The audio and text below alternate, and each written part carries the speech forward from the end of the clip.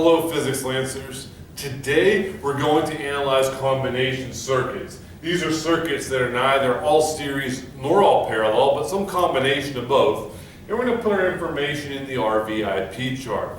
Our standard procedure for this is to reduce this into an equivalent circuit that is all series or all parallel. Then use that information in that analysis to start filling in our chart and then work our way back up to the original equation. All right, let's go at it. With this, we have first the 150 and the 75 that are in parallel with each other.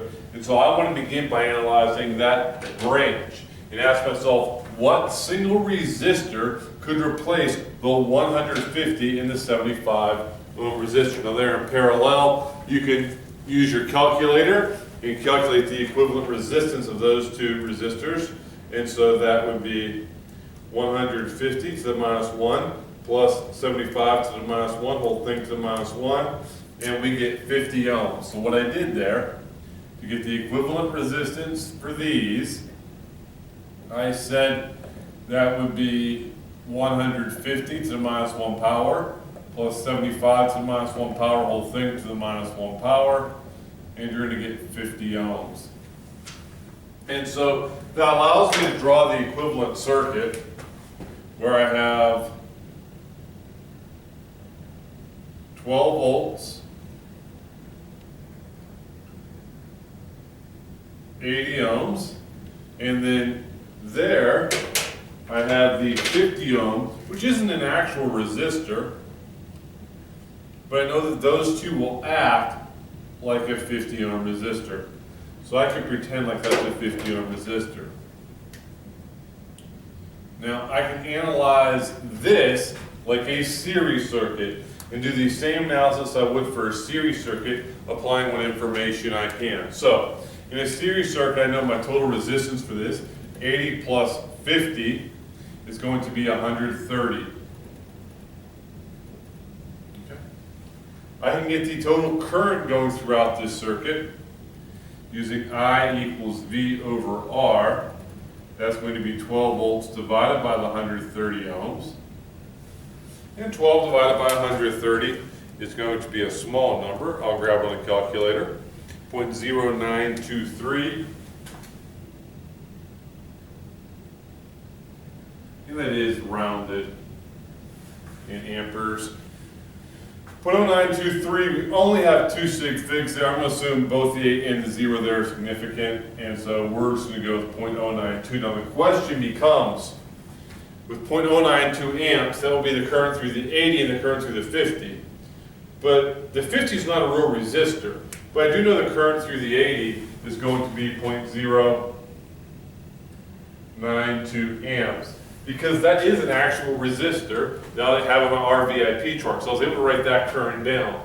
But what's going to happen, if we look at current, and I'll put that in red here, we got that 0.092 amps coming out of the battery and going up. That's this current in red. It's going to go through that resistor, but then it's going to break up into two pieces. And so that's not going to be the current in either one of these, just the equivalent current going through the 50. So I'm only putting that value down for the current in the 80 ohm resistor.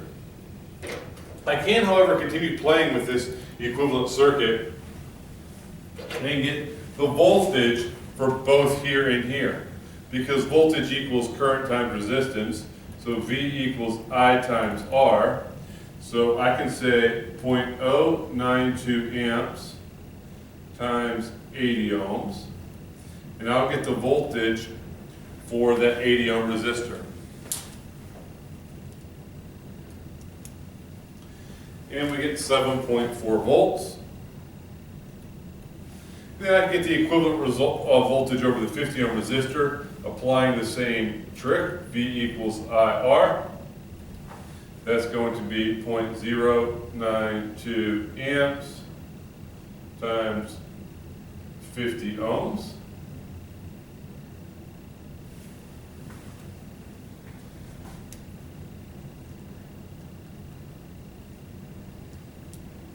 And that's going to be 4.6 volts.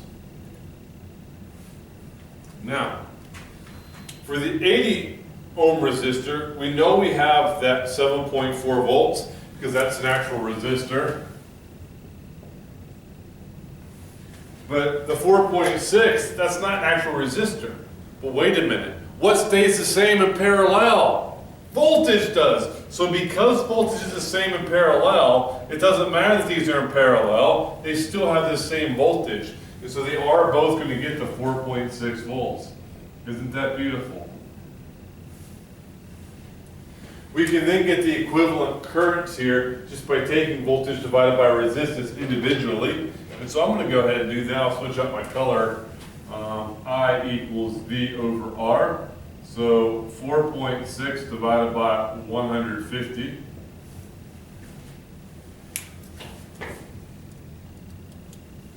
is 0.030, or 0.031, I suppose it would round to.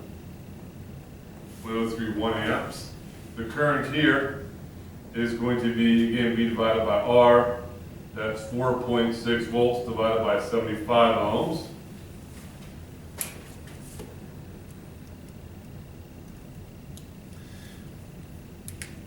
.061 amperes. Now do notice that 0.061 amperes plus 0.031 amperes add to the 0.092 amperes, okay? Which makes sense because we have 0.092 amperes. Some of it goes one way, some of it goes the other way, but the amount that goes to the left plus the amount that goes to the right should add up to the total amount of current. Lastly, we will get the power. Power is equal to voltage times current. So you just multiply these two columns together. And I'll grab my calculator once again for that. 7.4 times 0.092. That is 0.68 watts. 4.6 times 0.031. That is 0.14 watts. And 4.6 times 0.061 is 0.28 watts.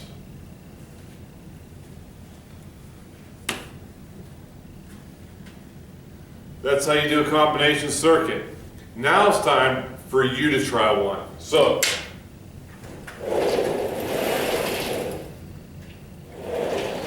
here's a new combination circuit. Go ahead and pause the video and go ahead and work this out. I'll put the answer up here shortly, but pause the video and do it on your own first.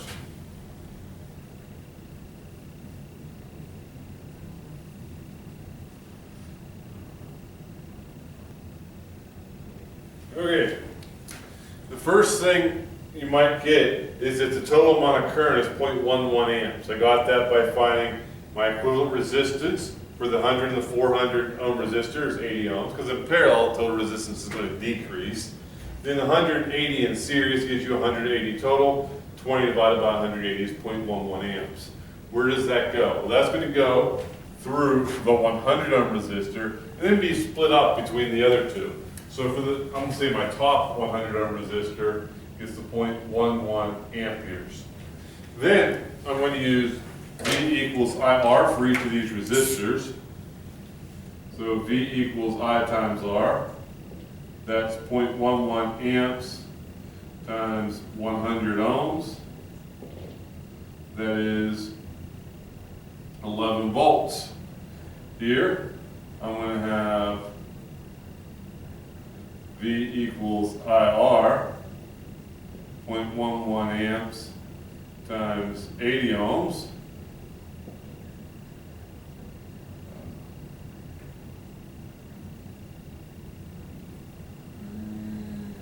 It's 8.8 volts.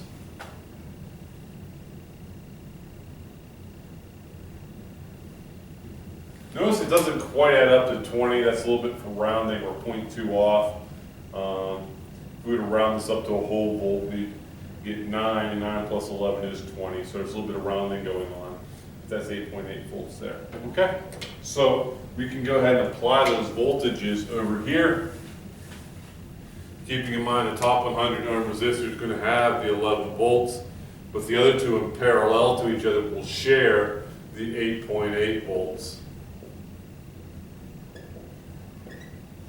We can get the currents individually here as voltage divided by resistance. That's V over R, or 8.8 over 100, or 0.088 amperes.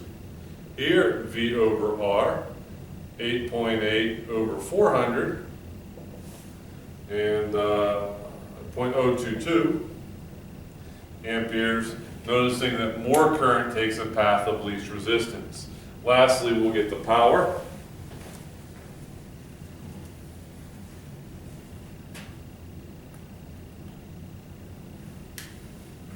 .2 watts.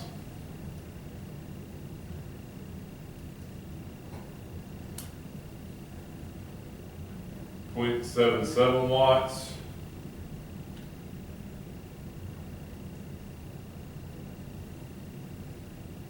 0.19 watts. Thanks for watching. Have a great day.